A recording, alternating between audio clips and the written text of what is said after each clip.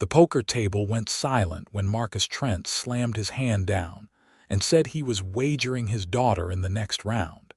And Adelaide Pearson felt her stomach drop as all eyes turned toward where she stood serving whiskey in the corner of the Lucky Devil Saloon.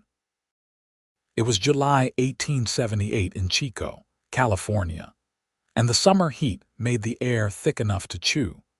But Adelaide felt cold all over as she realized her stepfather had finally done what her mother always feared he would do before consumption took her 6 months ago. Adelaide was 20 years old, heavy-set in a way that made her stepfather call her worthless more times than she could count. And now he was gambling her away like she was nothing more than a sack of grain or a lame horse.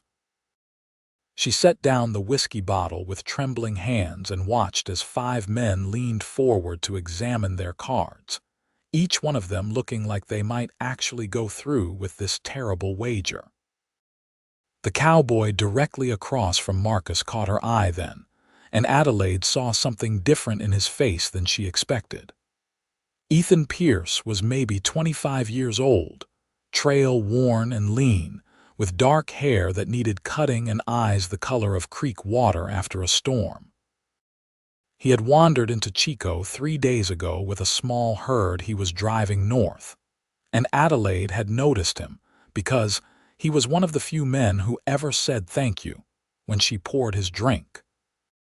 Now he was staring at Marcus like the older man had just suggested something obscene, which in fairness he had. "You cannot be serious," Ethan said, his voice cutting through the whiskey-soaked air of the saloon.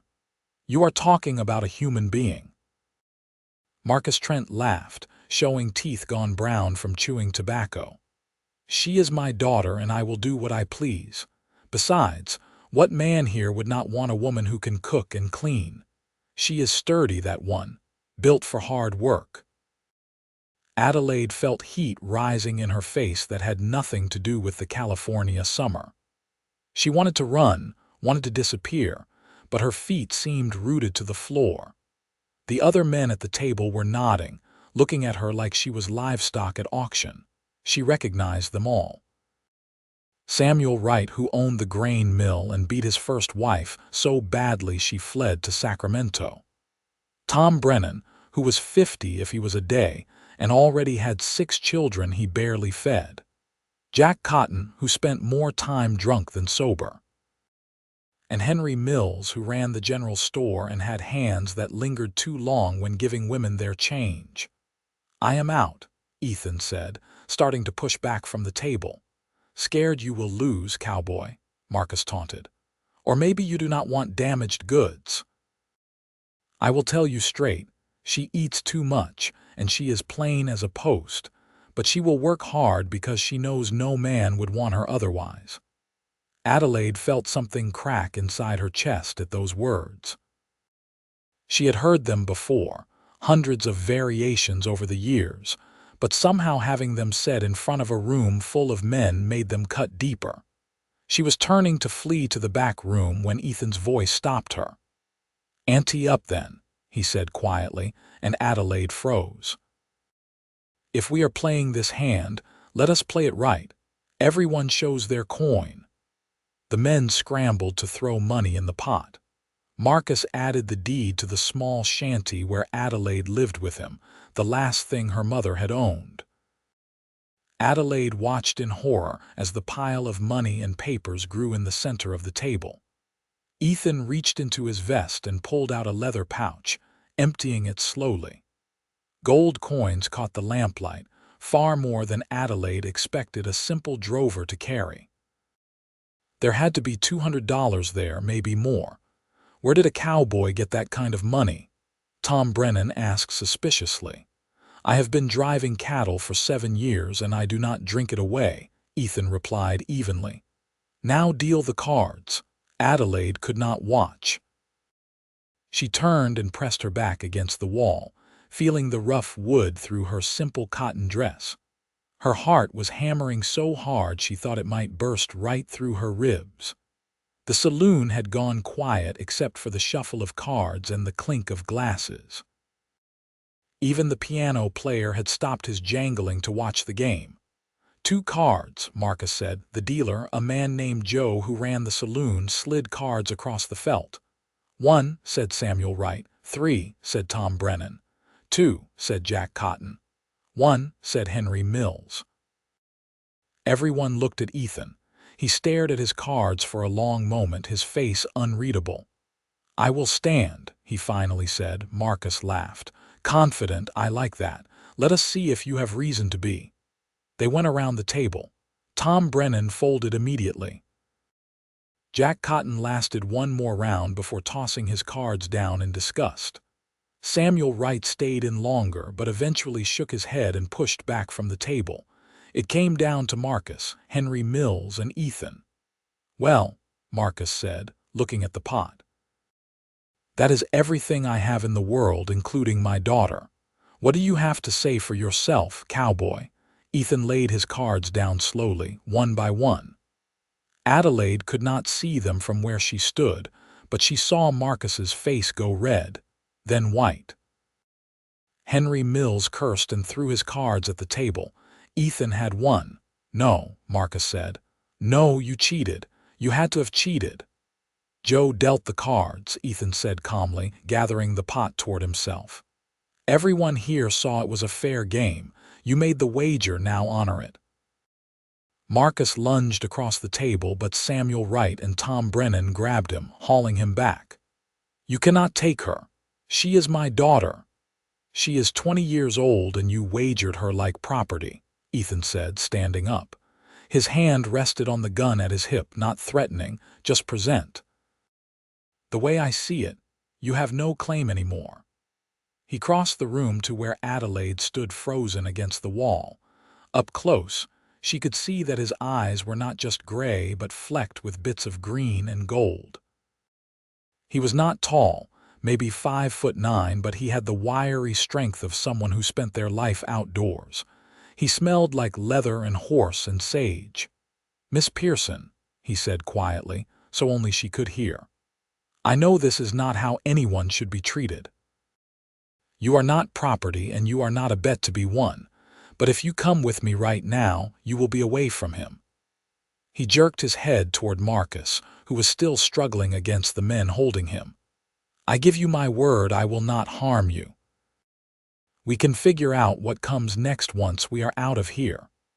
Adelaide looked into his eyes, searching for the lie, for the cruelty she had learned to expect from men.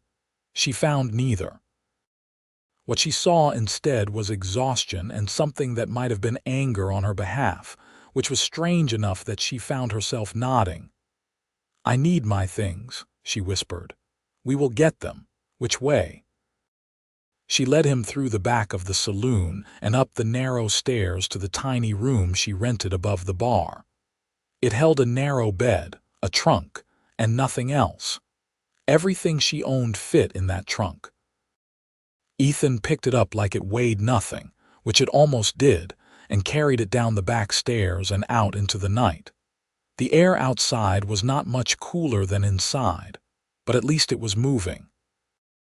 Adelaide gulped it down, trying to stop the shaking that had started in her hands and was spreading through her whole body. Behind them, she could hear shouting from inside the saloon. "We need to move," Ethan said. "Can you ride?" "Not well. It will have to do." He led her to where 3 horses were tied at the rail behind the saloon. 2 were packed with gear and supplies. The third, a calm-looking bay mare, was saddled and ready. Ethan strapped Adelaide's trunk to one of the pack horses, then helped her into the saddle. His hands on her waist were firm but impersonal, and he did not grunt or strain at her weight the way she expected. Once she was settled, he swung up onto a tall chestnut gelding and grabbed the lead rope for the pack horses. "Hold on tight," he said. "We are going to ride hard for a while." They left Chico at a gallop, heading north into the darkness. Adelaide clung to the saddle horn and tried not to fall off as the mare followed Ethan's gelding onto the road and then off it, cutting across open country. The night was full of stars, so many they looked like someone had spilled salt across black cloth. The air rushing past her face smelled like grass and dust and freedom, which was such a strange thought that Adelaide almost laughed. They rode for what felt like hours but was probably less. Eventually, Ethan slowed and then stopped near a line of cottonwood trees that marked a creek. He dismounted and came to help Adelaide down. Her legs were shaking so badly she nearly collapsed when her feet hit the ground, but he steadied her until she got her balance back. "We will camp here for what is left of the night," he said. "In the morning, we will talk about what happens next." He set about making camp with the efficiency of someone who had done it 1,000 times. He unsaddled the horses and hobbled them where they could reach grass and water. He spread out bedrolls on opposite sides of a small fire. He put coffee on to boil and pulled out some jerky and hardtack for them to share. Adelaide sat on a rock and watched him, still not quite able to believe what had happened. "Why did you do that?" she finally asked. Ethan looked up from where he was poking at the fire. "Which part?" "All of it. You did not have to bet in that game, you could have just left." He was quiet for a long moment, staring into the flames. "My mother died when I was 12, he said finally. "My father remarried within 6 months. My stepmother was not a kind woman. She made it clear I was an extra mouth to feed and nothing more. When I was 14, my father tried to indenture me to a man who owned a mine down in Nevada. Said it would teach me the value of hard work. The man was known for working boys to death in those tunnels. He poured coffee into 2 tin cups and handed her one. A neighbor heard about it and came to our house that night. He offered to buy out the indenture, paid my father cash money. Then he took me to his ranch and gave me a job as a drover. He taught me everything I know about horses and cattle and living honest. He told me once that the measure of a man is not in what he takes, but in what he stands against." Adelaide wrapped her hands around the warm cup, letting the heat sink into her fingers. "So you stood against my stepfather." "I stood against what he was doing," Ethan corrected. "That was not a father's love. That was not even decent treatment of an animal. That was cruelty for cruelty's sake." "He is right, though," Adelaide said quietly. "About me, I mean. I am too heavy and too plain, and no man wants that." Ethan looked at her sharply. "That is what he taught you to believe. It does not make it true." "Look at me," Adelaide said, gesturing at herself. "I am not blind. I know what I look like." "You look like a woman who has been told she is worthless so many times she started believing it," Ethan said. "You also look exhausted and scared and brave as hell for getting on that horse and riding out here with a stranger. Now drink your coffee and get some sleep. Morning comes early and we have decisions to make." Adelaide wanted to argue, but she was too tired. The events of the night were catching up with her, making her bones feel like lead. She moved to the bedroll Ethan had laid out and sat down, then lay back and looked up at the sky. The stars were even brighter out here, away from the town's lights. She found the Big Dipper and the North Star like her mother had taught her years ago. "Thank you," she said into the darkness. "Even if I do not understand why, thank you for getting me away from him." There was a long pause, then Ethan's voice came from the other side of the fire. "You are welcome. Now sleep. I will keep watch." Adelaide closed her eyes and, despite everything, fell asleep within minutes. She woke to the smell of bacon frying and sat up, disoriented. Sunlight was streaming through the cottonwood leaves, dappling everything in gold and green. Ethan was crouched by the fire, turning bacon in a small pan. The horses were grazing peacefully nearby.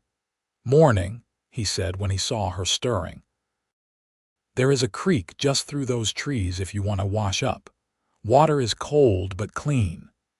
Adelaide found the creek and splashed water on her face, trying to wake up fully.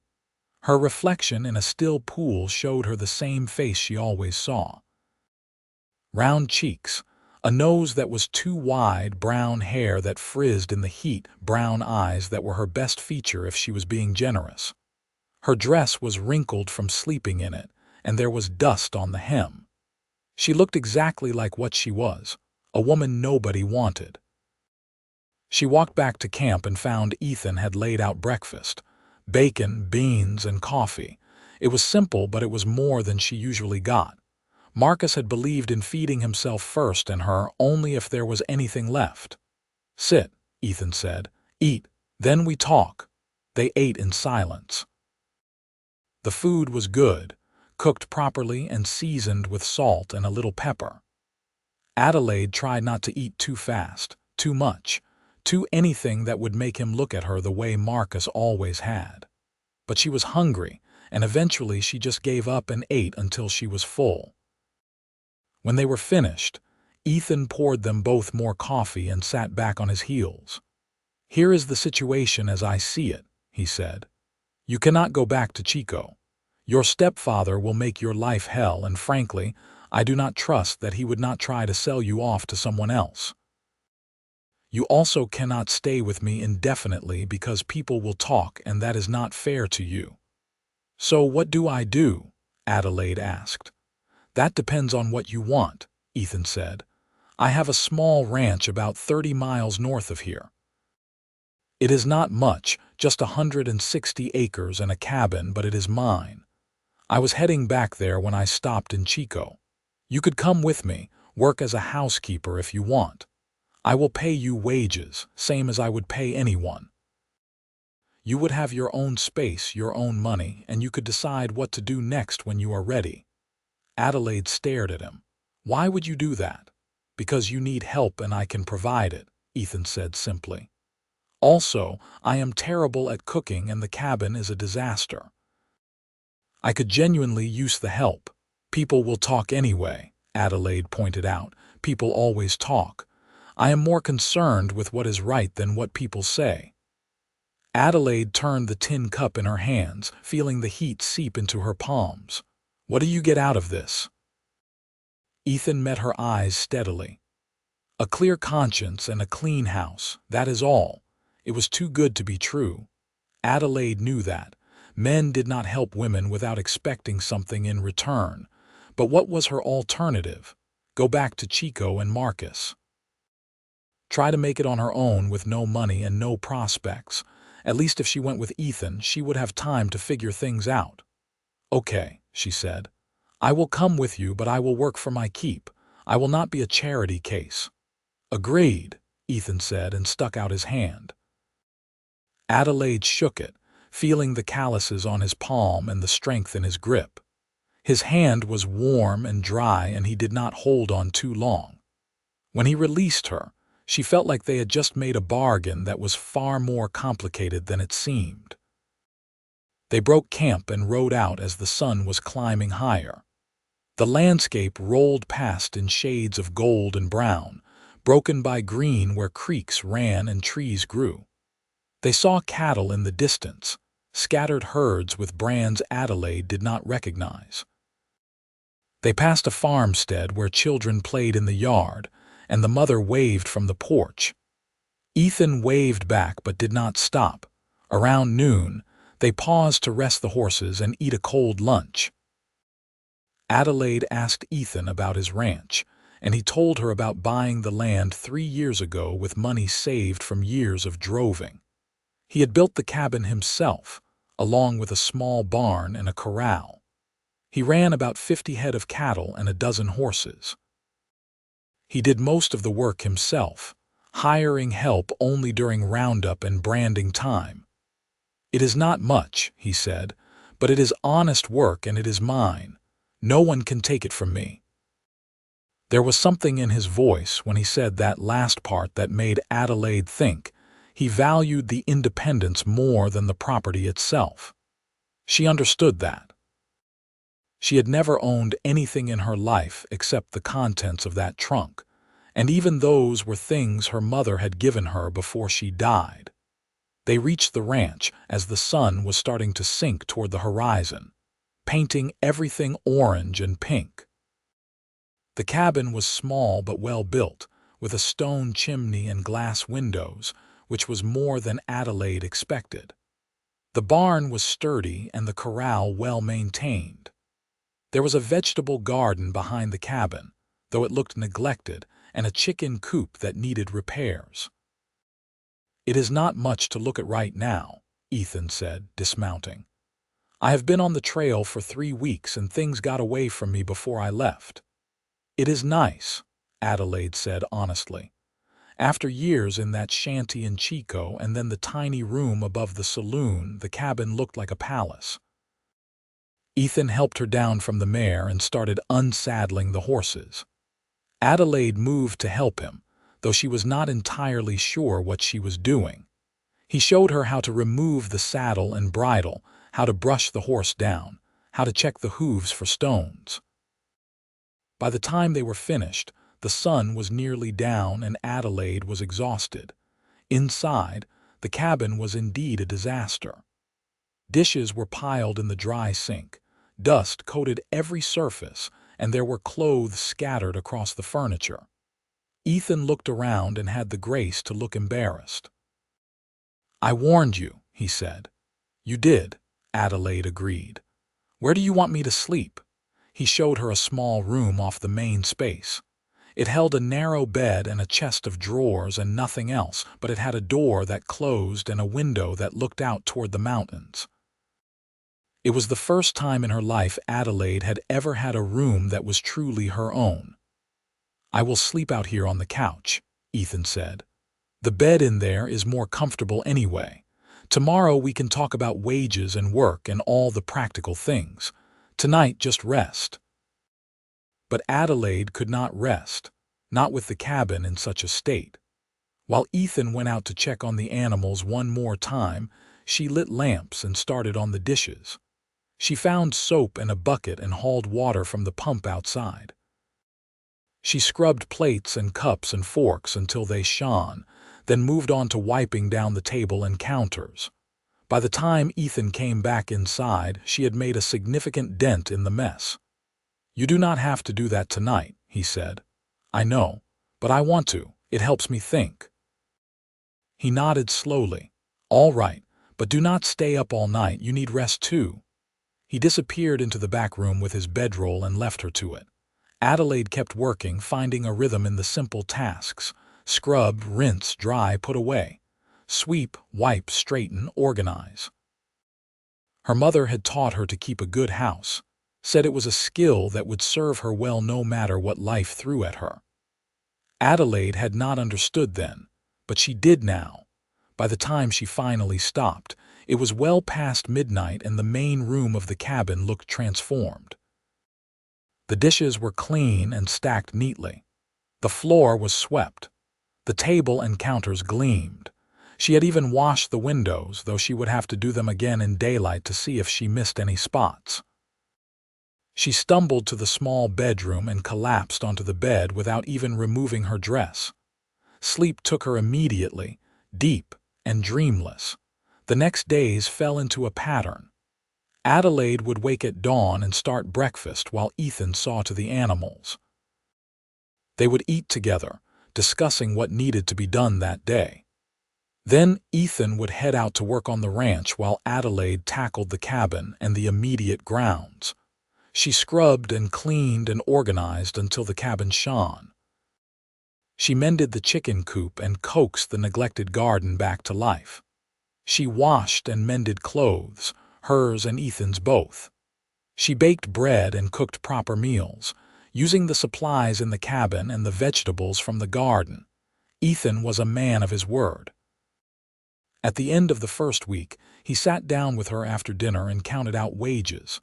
$5, which was more than Adelaide had ever held at one time. "That is too much," she said. "That is fair pay for the work you have done," he replied. "The cabin has never looked this good. I am eating better than I have in years, and you repaired the chicken coop, which I had been putting off for months. You earned it." Adelaide stared at the coins in her hand. They felt heavy, substantial, real. "Thank you. You are welcome." As the weeks passed, Adelaide found herself settling into life on the ranch in a way she had not expected. The work was hard, but it was satisfying. She could see the results of her labor in the clean cabin, the thriving garden, the fat chickens scratching in their coop. She started experimenting with cooking, making dishes her mother had taught her, and trying new things from a battered cookbook she found on a shelf. Ethan ate everything she put in front of him with genuine appreciation, and always thanked her. They fell into an easy companionship. In the evenings, they would sit on the porch and watch the sun set over the mountains. Ethan would tell her about his day, about the cattle he had moved or the fence he had mended or the horse he was training. Adelaide would tell him about her progress in the garden or a new recipe she wanted to try. Sometimes they just sat in comfortable silence, listening to the crickets and the distant lowing of cattle. Adelaide found herself watching Ethan when she thought he was not looking. The way he moved, economical and precise, wasting no energy. The way he spoke to the animals, patient and kind. The way he looked at the land, like it was something precious that had been entrusted to his care. He never raised his voice, never made her feel small or stupid or worthless. When she made mistakes, which she did often in those early weeks, he just showed her the right way to do things and moved on.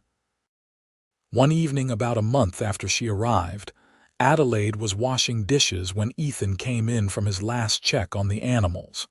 He hung his hat on the peg by the door and stretched, working out the kinks in his back. "You work too hard," Adelaide said without thinking. He looked at her, surprised. "So do you. That is different. I am working inside where it is cool. You are out in the sun all day."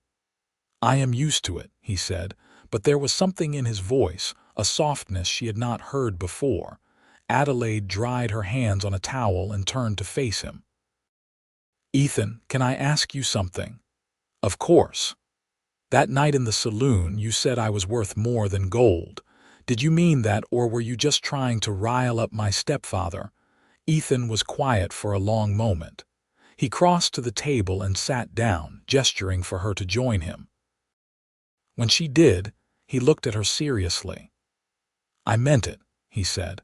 "Your stepfather was treating you like you had no value, like you were a burden. But every person has worth, Adelaide.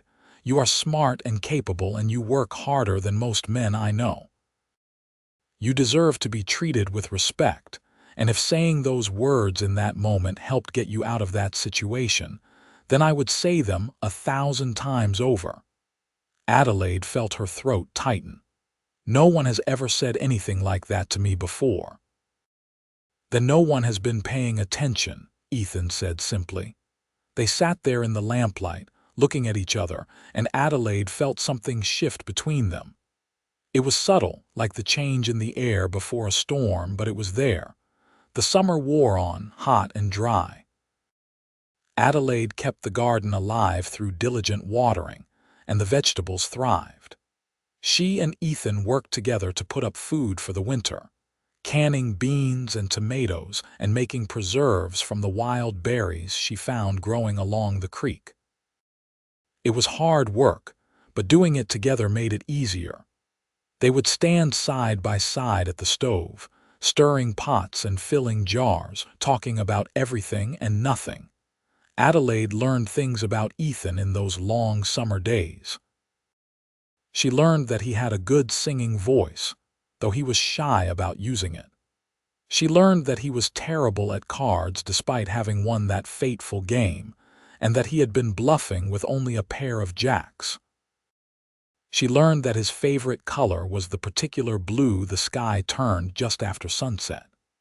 She learned that he had a scar on his left shoulder from a horse that had thrown him when he was 16, and another on his ribs from a steer that got aggressive during branding. She learned that he was kind, genuinely kind, in a way she had not known men could be. Ethan learned things about Adelaide, too. He learned that she had a sharp wit when she felt safe enough to use it. He learned that she loved thunderstorms and would stand on the porch to watch them roll in across the plains. He learned that she had wanted to be a teacher when she was young, but Marcus had said there was no point in educating a girl who looked like her. He learned that her mother had died slowly and painfully, and that Adelaide had nursed her through the worst of it with no help from Marcus. He learned that she was stronger than anyone had ever given her credit for. One afternoon in late August, Ethan came back to the cabin earlier than usual. Adelaide was in the garden, weeding between the rows of vegetables. She looked up when she heard him approach and was startled by the expression on his face. "What is wrong?" she asked, straightening up. "Nothing is wrong," he said. "I just got to thinking about something and I wanted to talk to you about it." "All right." Adelaide wiped her hands on her apron and followed him to the porch. They sat on the steps, looking out at the ranch spread before them. "You have been here 2 months now," Ethan said. "In that time, you have made this place a home. I cannot imagine going back to how things were before, coming back to an empty cabin and cold meals. I know you said you would stay until you figured out what you wanted to do next, and I want you to know that you can stay as long as you like. I am not trying to push you out. I know that," Adelaide said softly. "But I also want you to know that if you want to go, if you want to try for something else, I will help you. I have been saving money and I can stake you to a new start somewhere.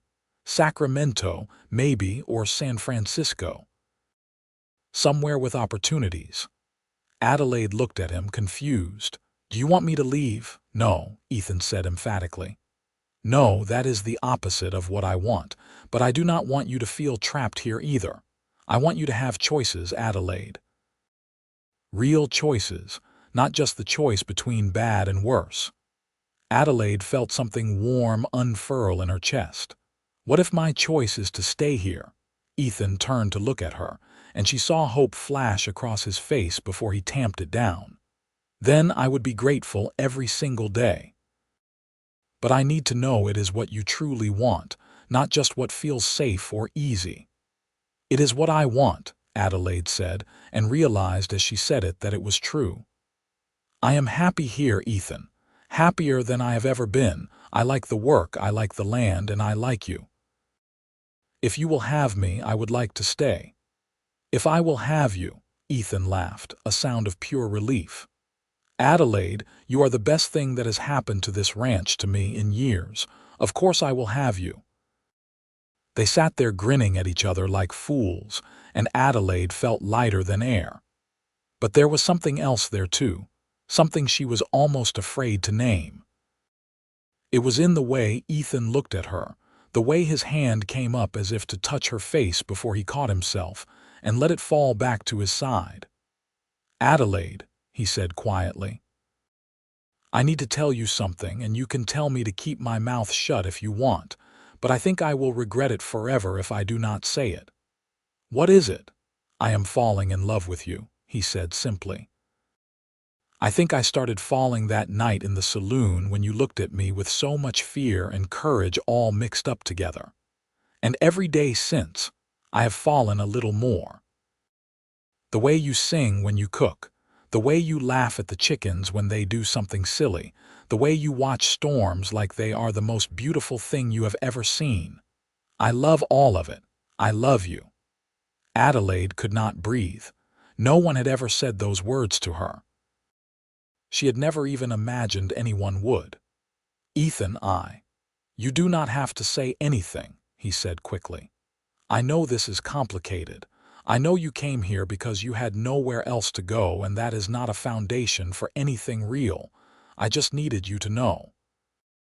I needed you to know that when I look at you, I do not see what your stepfather saw. I see a woman who is beautiful and strong and brave, and I feel lucky every day that you chose to stay." "Beautiful," Adelaide whispered. "Ethan, look at me. Really look at me. I am not beautiful." He shifted so he was facing her fully and took her hands in his. His grip was warm and steady. "I am looking at you. I see brown eyes that light up when you are happy. I see a smile that makes me want to smile back. I see strong hands that can gentle a nervous chicken or stir a perfect pot of stew. I see a woman who survived years of cruelty and came out the other side still kind. That is beautiful, Adelaide. That is the kind of beautiful that matters. Adelaide felt tears spilling down her cheeks before she could stop them. I do not know how to do this, she said. I do not know how to be loved. Neither do I, Ethan admitted, but maybe we can figure it out together. Adelaide looked at him, at this man who had bet everything to save her from a life of misery, who had given her a home and wages and respect, who was now offering her his heart with no expectation of anything in return. She thought about how safe she felt here, how valued. She thought about the way her heart jumped every time he walked into a room, the way she found herself looking for excuses to be near him. She thought about how, sometime in the last 2 months, this ranch had stopped being just a refuge and had become home. I think I am falling in love with you too, she said. I did not want to admit it because I thought it was just gratitude or foolishness or wishful thinking, but it is more than that. When I think about the future now, you are in it. This place is in it. I cannot imagine being anywhere else. Ethan's smile was like sunrise, bright and warm and full of promise. Can I kiss you? He asked.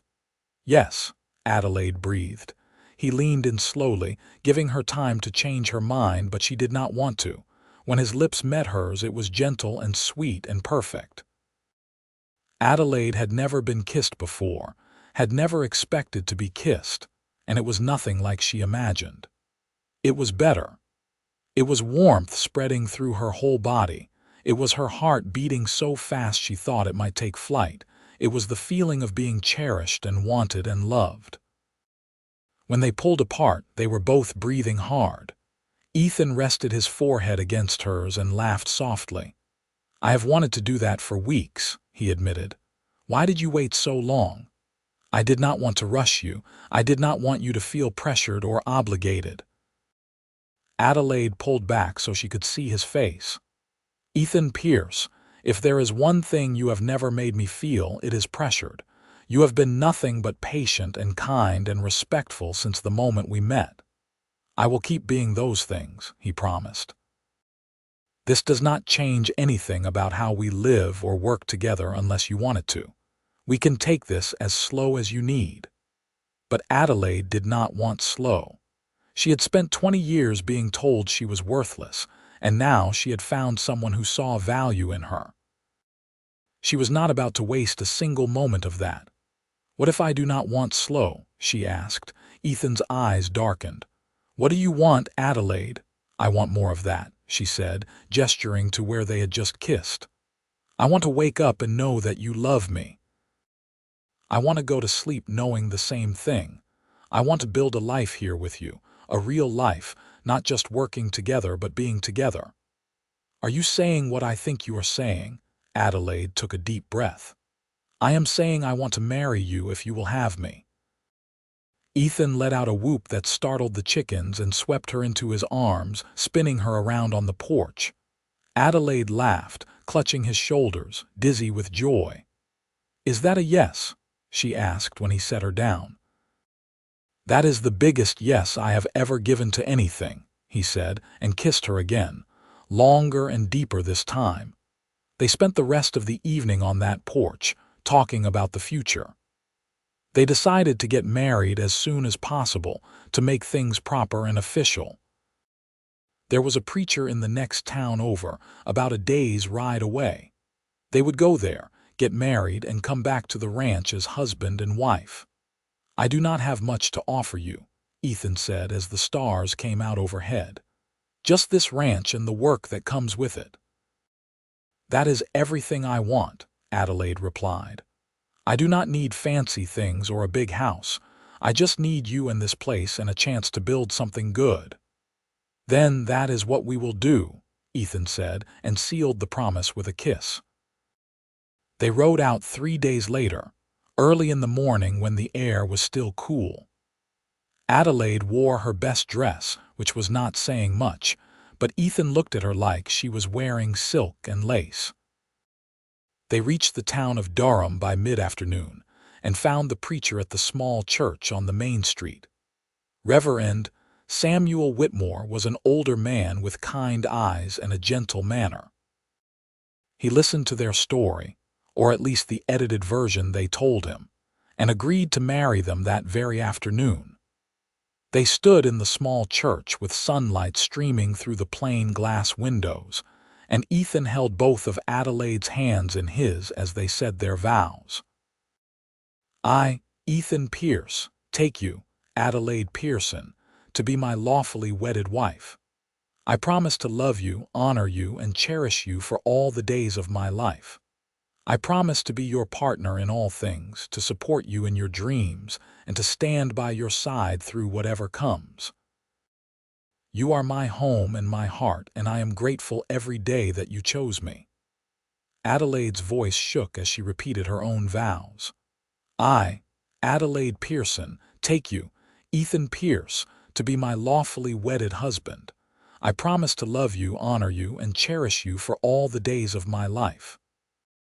I promise to be your partner in all things, to support you in your dreams, and to stand by your side through whatever comes.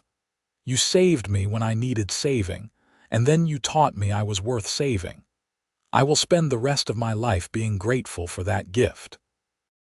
The Reverend pronounced them husband and wife, and Ethan kissed her there in the church, with the afternoon light turning everything golden. Adelaide felt transformed, like she had shed an old skin and stepped into a new life. When they signed the marriage certificate, she watched Ethan write her new name with a steady hand. Adelaide Pearce. It looked right. They spent their wedding night at a small boarding house in Durham, in a room with a real bed and clean sheets. Ethan was gentle with her, patient in teaching her things she had never known. He made her feel beautiful and desired and loved, and when they finally fell asleep tangled together, Adelaide thought she had never been so happy in her entire life. They rode back to the ranch the next day, and Adelaide felt like everything looked different now. The cabin was not just a place she worked, it was her home. The land was not just property, it was their future. Ethan was not just the man who had saved her, he was her husband, her partner, her love. Life on the ranch continued, but it was richer now, deeper. They worked together during the day and held each other at night. They made plans for the future, talking about expanding the herd, improving the barn, maybe building a bigger house someday when they could afford it. They talked about children, about the family they might build together, though they agreed there was no rush. Fall came, turning the world gold and orange and red. They harvested the last of the garden and prepared the ranch for winter. Adelaide canned and preserved everything she could, filling the shelves in the cabin with jars of food. Ethan cut firewood and made sure the barn was secure against the coming cold.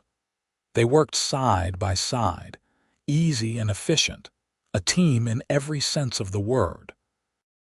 One evening in late October, they were sitting by the fire after dinner when Adelaide felt a wave of nausea wash over her.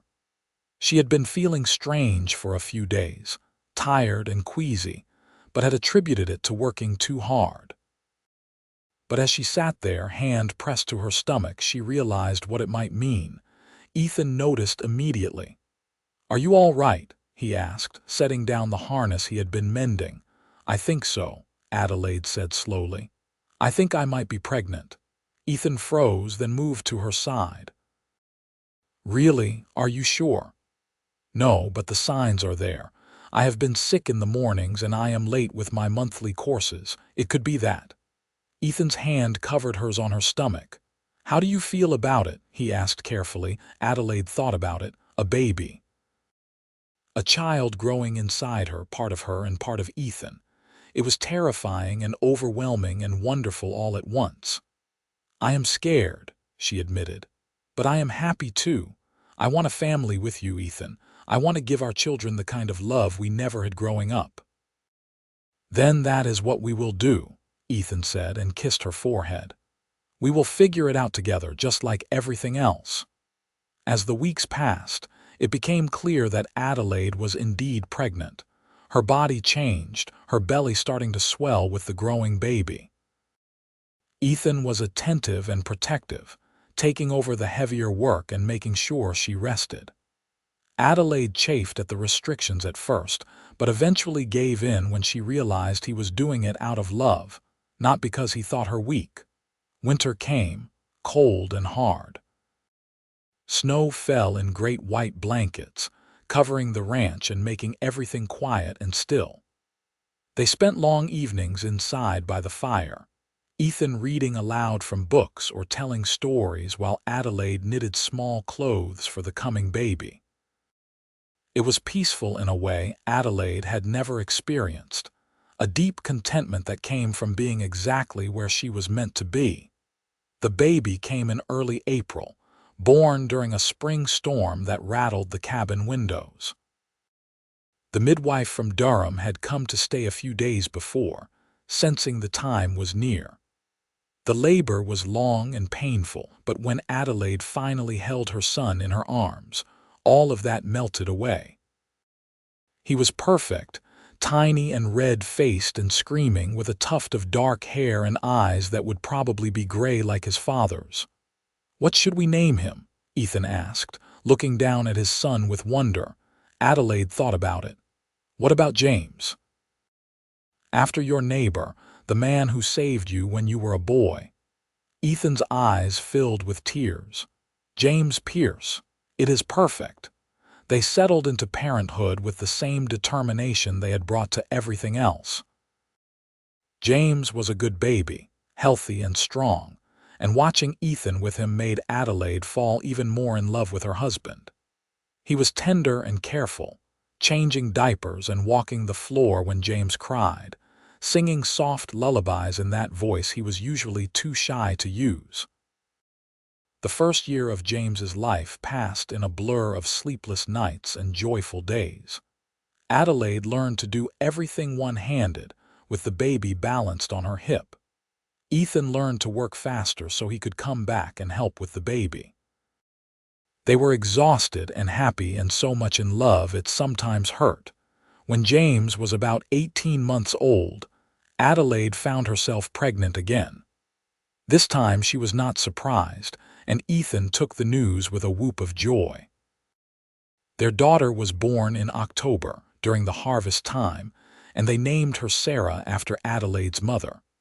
She was smaller than James had been, with Adelaide's brown eyes and a rosebud mouth that Ethan said was the prettiest thing he had ever seen. The years rolled on, full and good.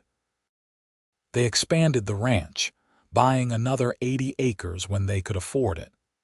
They built a bigger house, one with separate bedrooms for the children and a real parlor for receiving visitors. They raised cattle and horses and children, and every day Adelaide woke up grateful for the life she had found. James grew into a serious, thoughtful boy who loved the horses and had his father's gift with them. Sarah was fierce and fearless, climbing trees and catching snakes and driving her mother to distraction. When she was 4, Adelaide had another baby, a boy they named Daniel, who was sweet and cuddly and content to sit and watch the world go by. 3 years after that came another daughter, Elizabeth, who had red hair that came from some ancestor neither Adelaide nor Ethan knew about, and a temper to match through it all. Adelaide and Ethan remained partners, lovers, best friends. They still sat on the porch in the evenings when they could, watching the sun set and talking about their days. They still worked side by side, though now they were teaching their children to work too. They still held each other at night, sometimes making love, sometimes just tangled together in sleep, always connected. Adelaide never forgot where she had come from. She remembered the girl who had been bet in a card game, who had been told she was worthless and ugly and unwanted. But she also knew that girl did not exist anymore. She had been transformed by love and hard work and a chance to prove her worth. She was Adelaide Pearson now, mother and wife and rancher, and she was happy. One evening when she was 42 years old, Adelaide was standing in the kitchen of their big house, rolling out dough for biscuits. Through the window, she could see Ethan working with James, now a young man of 21, to break a new horse. Sarah was hanging laundry on the line, her 17-year-old body strong and capable. Daniel, 15, was chopping wood for the stove. And Elizabeth, 12, was sitting on the porch steps reading a book, her red hair bright in the fading light. Adelaide's hand stilled on the rolling pin as she looked at the life spread out before her. This was what Ethan had meant all those years ago when he said she was worth more than gold. Not because of anything she did or how she looked, but because every person had inherent value, and she had always deserved to be treated with dignity and love. Ethan came in then, dusty and tired from the day's work.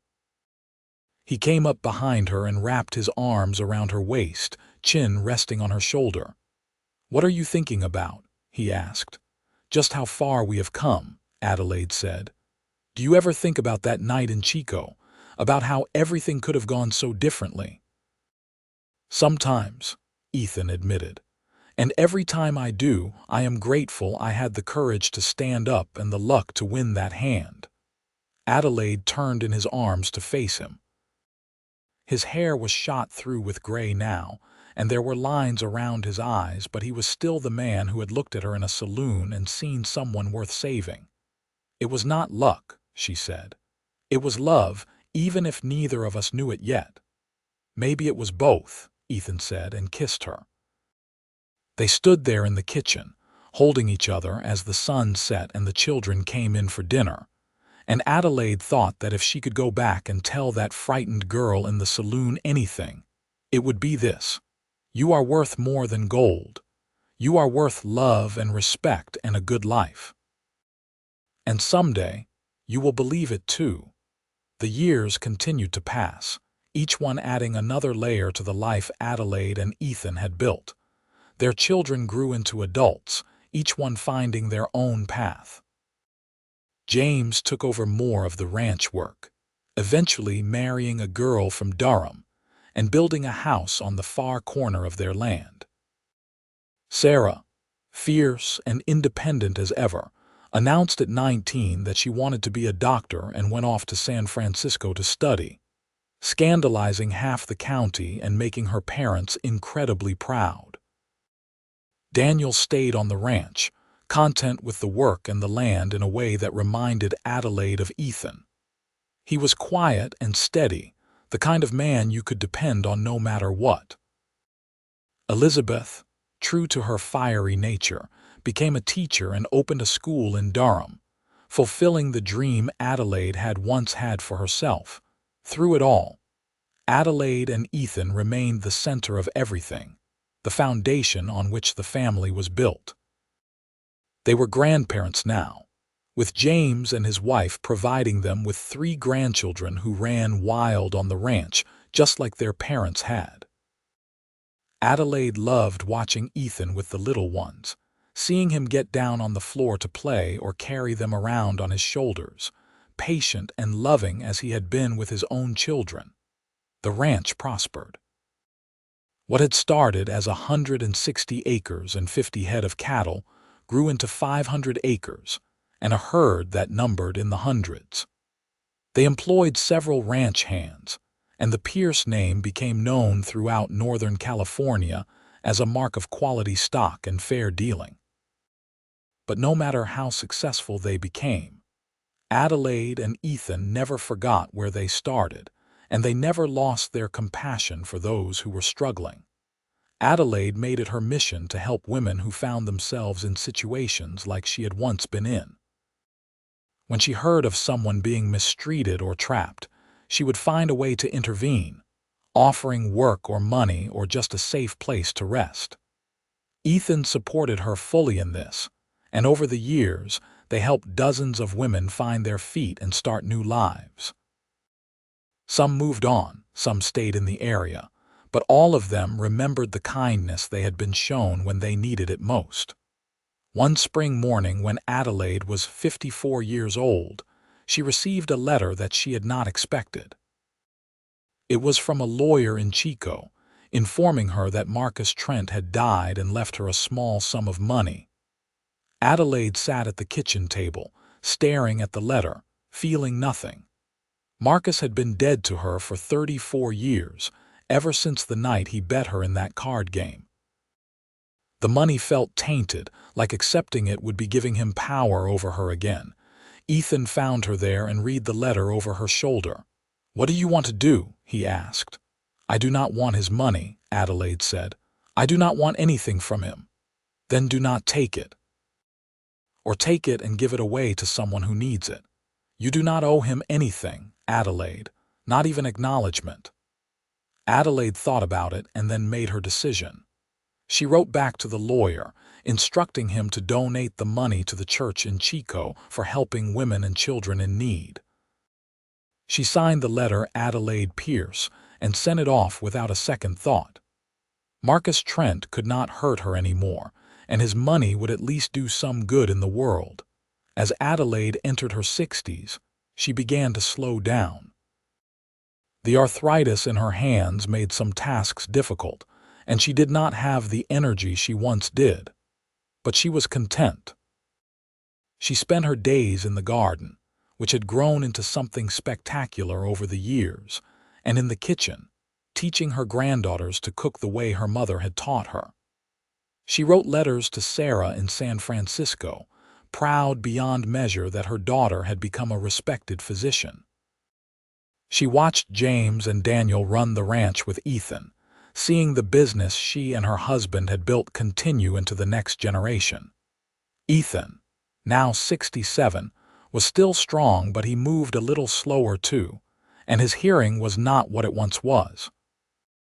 But every evening he would come find Adelaide wherever she was, and they would sit together and talk about their day. Sometimes they would reminisce about the early years, about learning to love each other and build a life together. Sometimes they would talk about the children and grandchildren, marveling at how the family had grown. And sometimes they just sat in comfortable silence, hands linked, content just to be together. One evening in late summer, they were sitting on the porch of the big house, watching the sun paint the sky in shades of orange and pink. The air was warm and still, full of the sound of crickets and the distant lowing of cattle. Adelaide leaned her head on Ethan's shoulder, feeling the steady rise and fall of his breathing. "Do you ever regret it?" she asked quietly. "Regret what?" "That night in the saloon. You could have walked away, could have had a different life. Maybe married someone younger, prettier, someone who did not come with all the complications I brought." Ethan turned to look at her, and his eyes were fierce. "Adelaide Pearson, you listen to me. That night in the saloon was the best thing that ever happened to me. Winning you was not just winning a card game.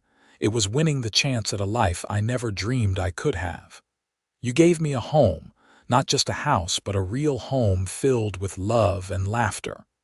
You gave me children and grandchildren. You gave me 34 years of being happier than I ever thought possible. I would not change a single moment of it, do you understand?" Adelaide felt tears slip down her cheeks. "I love you, Ethan Pearson. I have loved you since the moment you told me I was worth more than gold, even though I did not believe it yet. And I have loved you since the moment I saw you standing in that saloon, looking scared and brave all at once," Ethan replied. "I will love you until my last breath, and if there is anything after this life, I will find you there too." They kissed there on the porch, the same porch where they had first confessed their love all those years ago. Adelaide felt like she was 20 again, full of hope and fear and overwhelming emotion. But she was also 54, a woman who had lived a full life and had no regrets. The years continued to roll by, gentle and golden.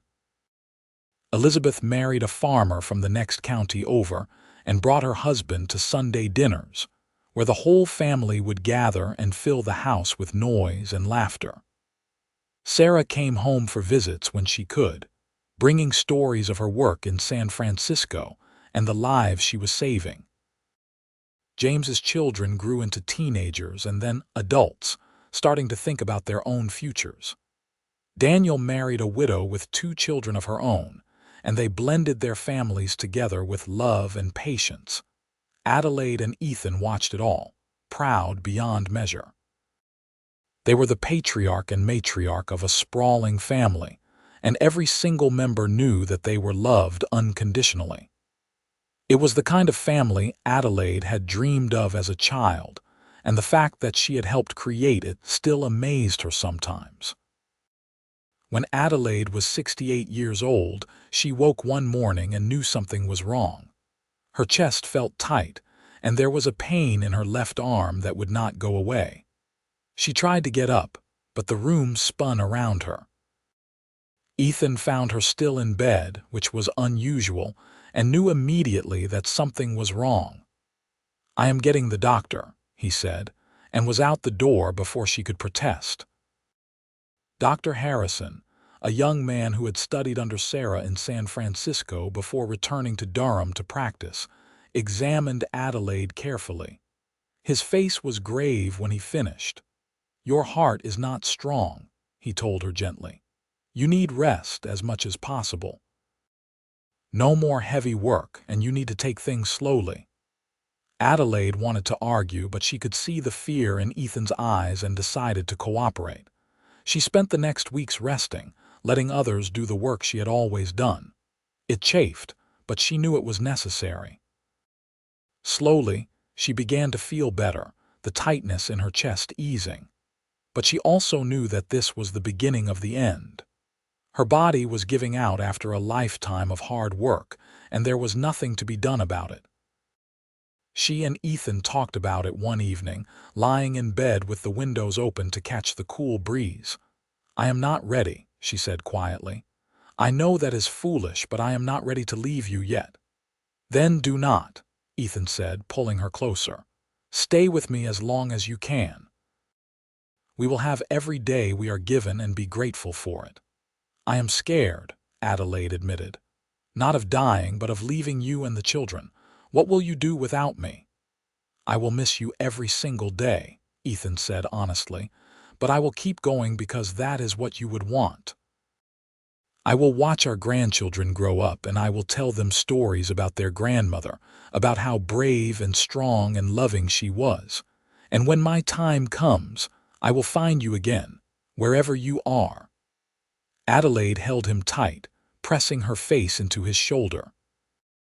They had always known this time would come, that one of them would have to go first and the other would be left behind. She had just hoped they would have more time, but as it turned out, they did have more time. Adelaide's heart stabilized, and while she could not work like she used to, she could still do the things she loved. She still tended her garden, just more slowly. She still cooked, just simpler meals. She still sat with Ethan every evening, talking and laughing and loving him. 5 more years passed, precious and sweet. Adelaide turned 73, and the family threw a party that filled the ranch with people and noise and joy. She looked around at everyone gathered there, 3 generations of family that had started with a scared girl and a kind cowboy, and felt complete. That night, after everyone had gone home and it was just her and Ethan again, Adelaide felt tired in a way that went deeper than physical exhaustion. She let Ethan help her to bed, and they lay there together in the darkness. "Thank you," she said softly. "For what? For saving me, for loving me, for giving me a life I never dreamed I could have." "You saved yourself," Ethan said. "You had the courage to get on that horse and ride away from everything you knew. I just gave you a place to land." "We saved each other," Adelaide said, and knew it was true. She fell asleep in his arms, and sometime in the night her heart simply stopped. Ethan woke in the morning to find her gone, still and peaceful beside him. He held her for a long time, crying into her hair, saying goodbye to the woman who had been his whole world for 40 years. They buried her on a hill overlooking the ranch, in a spot she had always loved. The whole family came, and friends from all over the county.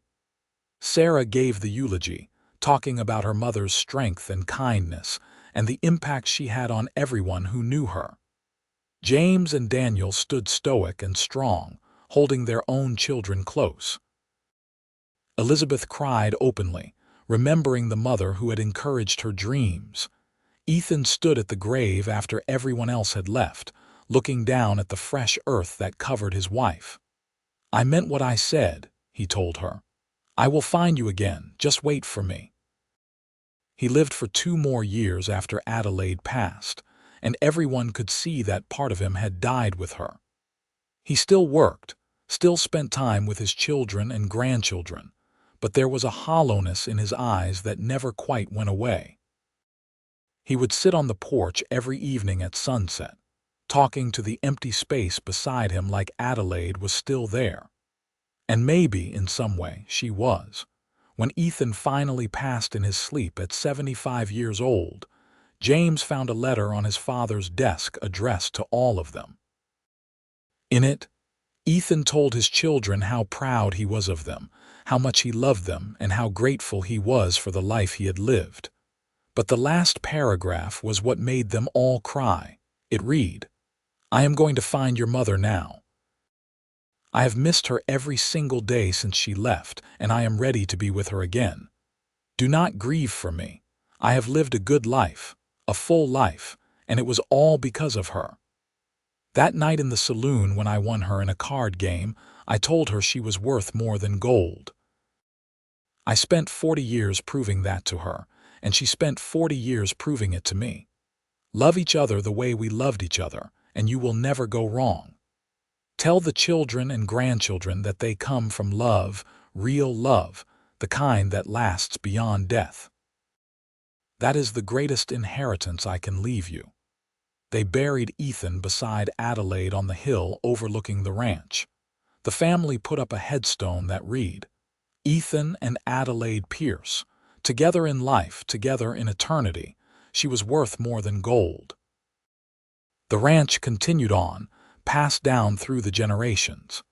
James's son took it over when James was too old to manage it anymore, and then his son after him. The story of how it all began became family legend, told to each new generation. The story of a girl bet in a card game, and the cowboy who won her, who saw her worth when no one else did, who loved her so completely that it changed both their lives forever.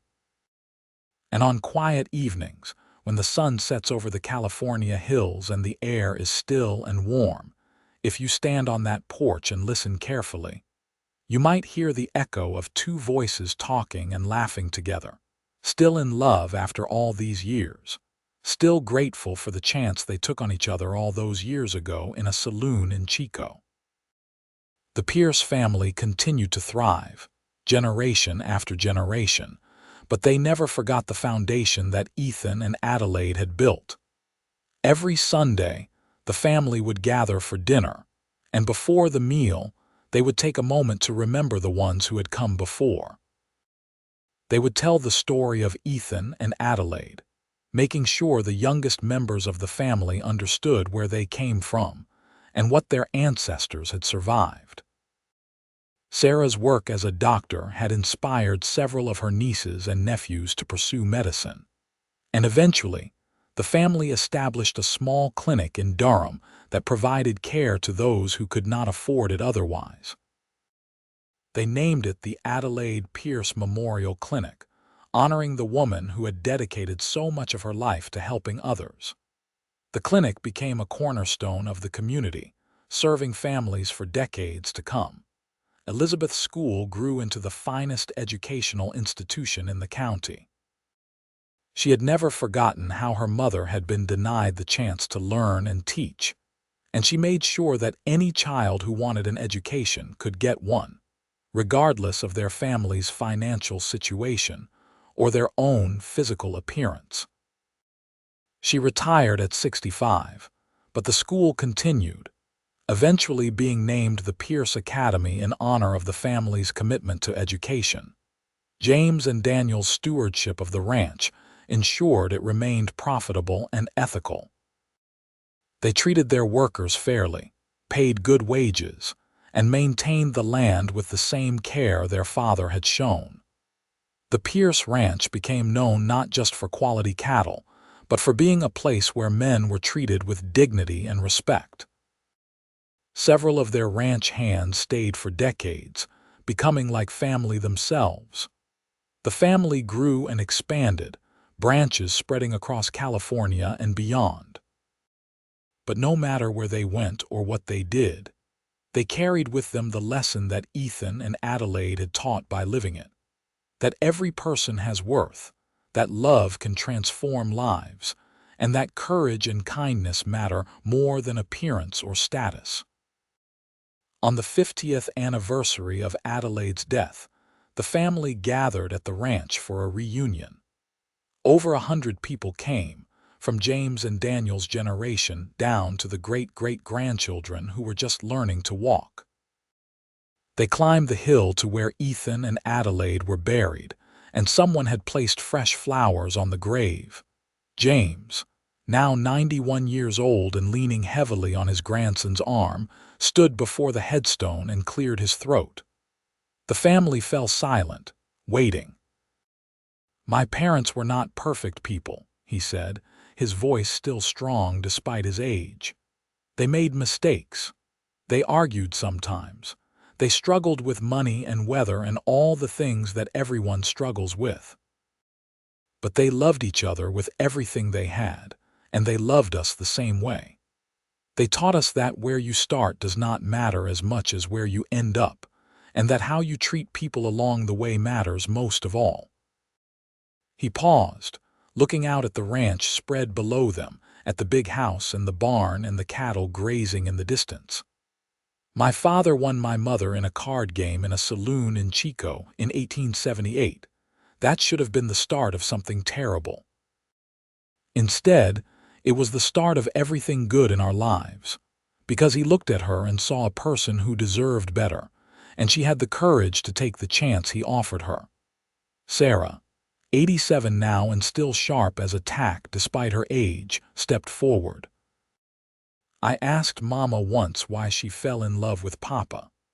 I was maybe 12 years old and did not understand yet what they had. She told me that he was the first person who made her feel like she was enough, exactly as she was. She said he did not try to change her or fix her or make her into something she was not. He just loved her, completely and honestly, and that love gave her the freedom to become the person she was always meant to be." Daniel, 85 and quieter than his siblings but no less impactful, added his own memory. "Papa told me something once when I was working with him in the barn. He said that the night he won Mama in that card game, he did not feel like he had won anything. He felt like he had been given a responsibility to do right by someone who had been wronged. It was only later, when they fell in love, that he realized he had not just won a card game. He had won the chance at the kind of life that made everything worthwhile." Elizabeth, the youngest at 82 and still fiery, spoke last. "They built all of this," she said, gesturing to the ranch and the family gathered around them. "Not just the land and the buildings, but the legacy. They built a family that cares about each other, that helps each other, that loves each other no matter what. They built a reputation for integrity and fairness. They built lives that mattered. And they did it all starting from a moment that should have been shameful, but instead became the foundation for something beautiful." The family stood together on that hill, united across generations by the love story that had started it all. As the sun set behind the mountains, painting the sky in shades of gold and rose, they all felt it. The presence of Ethan and Adelaide, still watching over the family they had created, still loving each other and the life they had built together. That evening, after everyone had returned to the big house for dinner, James pulled out a box he had been keeping safe for years. Inside were letters, dozens of them, that Ethan and Adelaide had written to each other over the years. Some were from the early days, when Ethan had to go on cattle drives and they were separated for weeks at a time. Some were from later, little notes left for each other around the house, expressions of love and appreciation for the everyday moments of life together. James read one aloud, a letter Ethan had written to Adelaide from a cattle drive when they had been married about 5 years. "My dearest Adelaide, I am writing this by firelight while the other men are sleeping. We are 3 days out from home and I miss you more than I can say. I miss the way you sing in the kitchen when you think no one is listening. I miss the way you laugh at James when he does something clever. I miss the warmth of you beside me at night and the sound of your voice in the morning. I know I will see you in another week, but it feels like forever. I want you to know that I think about that night in Chico sometimes, and I am still amazed by my luck. Not in winning the card game, but in having the courage to stand up and make that bet. Because it gave me you, and you are the best thing that has ever happened to me. I love you more than all the gold in California, and I will love you until my last breath and beyond. Your devoted husband, Ethan." There was not a dry eye in the room when he finished. The younger generations, who had only heard stories, were able to understand in a deeper way what Ethan and Adelaide had meant to each other. The love in those words, written over 100 years ago, was still palpable, still moving, still relevant. As the reunion continued over the next few days, family members shared their own stories of how Ethan and Adelaide's legacy had touched their lives. A great-grandson talked about how the scholarship fund the family had established in Adelaide's name had allowed him to go to college when his parents could not afford it. A great-granddaughter spoke about working at the clinic and feeling connected to her ancestor every time she helped someone who had nowhere else to turn. A great-great-grandson, only 10 years old, talked about learning to ride horses on the ranch and feeling like he was part of something bigger than himself. The family also took time to visit the Adelaide Pearson Memorial Clinic and the Pierce Academy, seeing firsthand the impact that Ethan and Adelaide's values had on their community. The clinic had treated thousands of patients over the years, many of whom would have had no other access to health care. The academy had educated hundreds of children, opening doors that might otherwise have remained closed. On the last night of the reunion, the family gathered around a bonfire on the ranch. They sang songs and told stories and watched the stars come out overhead, the same stars Ethan and Adelaide had watched from this very spot over a century ago. And as the fire burned down to embers and people started heading to bed, the oldest and youngest generations found themselves sitting together, bridging the gap of time. James's great-great-granddaughter, a girl of 15 named Emma, sat beside him and asked, "Did you ever meet my great-great-great-grandfather Marcus? The man who bet your mother in the card game?" James shook his head. "No. My mother never went back to Chico, and he never came looking for her. From what I understand, he died alone and unmourned, which was exactly what he deserved. My mother forgave him eventually, not because he earned it, but because she did not want to carry the weight of that anger anymore. But she never forgot what he did, and she made sure that we understood the importance of treating people with dignity and respect." Emma was quiet for a moment. "I cannot imagine what that must have been like for her, to be treated like she was worthless, and then to have someone see her value. It must have changed everything." "It did," James agreed. "But the amazing thing was that my father also changed. He started out thinking he was just doing the right thing, saving someone who needed help. But loving my mother, being loved by her, it made him a better man too. They saved each other, really. And then they spent 40 years proving to each other, every single day, that the love they had was real and lasting and worth everything they had gone through to find it. Emma looked up at the stars, thinking about that. I hope I find something like that someday. You will, James said with certainty. Because you come from love, real love, the kind that transforms everything it touches. That is in your blood, in your bones. And when you find it, you will recognize it because you have heard the story of how it is supposed to be. The reunion ended the next day, with family members heading back to their own lives across California and beyond. But they all left feeling more connected, more aware of where they came from and what they carried forward. The story of Ethan and Adelaide Pearson was not just history. It was a living legacy that continued to shape each generation. Years passed, and eventually, James and his siblings also passed away, their own long lives complete. But the story continued, told by their children and grandchildren to the generations that followed. The ranch remained in the family, carefully stewarded by each new generation. The clinic and the academy continued to serve their community. And on the hill overlooking it all, Ethan and Adelaide rested side by side, their love story carved in stone for all time.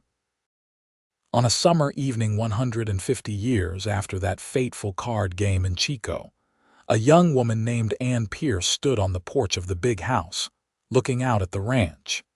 She was 22 years old, fresh out of college, and trying to decide what to do with her life.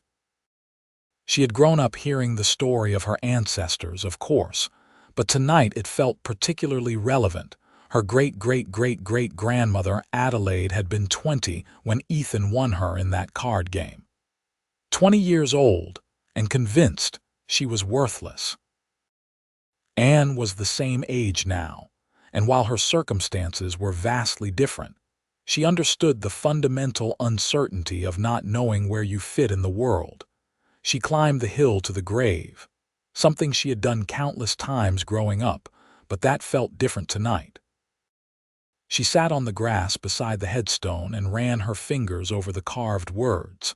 She was worth more than gold. I do not know if you can hear me, Anne said softly, but I wanted to say thank you. Thank you for having the courage to get on that horse and ride away from everything you knew. Thank you for taking a chance on love when you had every reason not to. Thank you for building this family and this legacy and teaching us all that our worth is not determined by what others think of us. I am trying to figure out my own life right now, and I am scared sometimes. But I think about you and I remember that if you could survive what you survived and build what you built, then I can figure out my own path too. The wind rustled through the grass, carrying the scent of sage and wildflowers. Anne sat there for a long time, watching the sun set over the mountains, feeling connected across time to the woman who had started it all. When she finally stood to go, she felt lighter, more certain. She walked back down the hill toward the big house, where lights were glowing warm and golden in the windows. Inside, her family was gathered for Sunday dinner, continuing the tradition that had started over a century ago. As Anne walked through the door, she was greeted with the sound of laughter and conversation, with the smell of good food and the warmth of people who loved each other. This was what Ethan and Adelaide had built. Not just a ranch or a business, but a family united by love and sustained by the values they had lived. Every person sitting around that table carried a piece of Ethan and Adelaide with them, in their kindness and their strength and their understanding that every person has worth. Anne took her seat at the table, and as the meal began, someone raised a glass. To Ethan and Adelaide, they said, and everyone joined in. To Ethan and Adelaide. The words echoed through the house, a prayer and a promise and a remembrance. Somewhere, perhaps, Two spirits standing hand in hand on a hill overlooking the ranch heard those words and smiled. Their work was done. Their love had created something that would endure long after they were gone. And that, more than anything, was the happily ever after they had both deserved all along. The story of the obese girl bet in cards that night, and the cowboy who won and said she was worth more than gold, had become more than just a story. It had become truth, lived out over generations, proof that love can transform everything and that every person deserves to be valued for who they are. And in that truth, Ethan and Adelaide Pearce found their immortality, living on in the hearts and lives of everyone who came after them, forever cherished, forever remembered, forever loved.